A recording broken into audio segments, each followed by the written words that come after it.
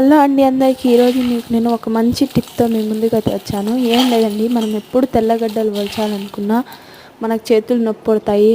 అలాగే చేతులు కొంచెం కొంచెం మంటగా, మనకు టైం వేస్ట్ కానీ అవుతుంది. అలా ఏం లేకుండా సింపుల్గా ఇలా ఒకసారి ట్రై చేయండి.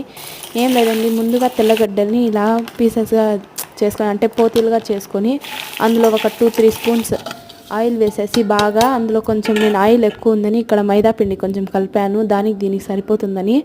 అలా కలిపేసి ఒక 2 అవర్స్ ఎండలో వేసేసేయండి.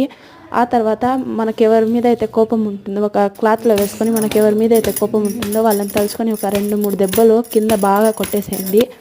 ఆ తర్వాత ఇలా ఉన్నప్పుడు చాటలో వేసుకొని బాగా చాట్లో దులిపేసినామంటే ఇట్లా చిన్న చిన్న గింజలుగా, అదేనండి పోతీలుగా వస్తాయి.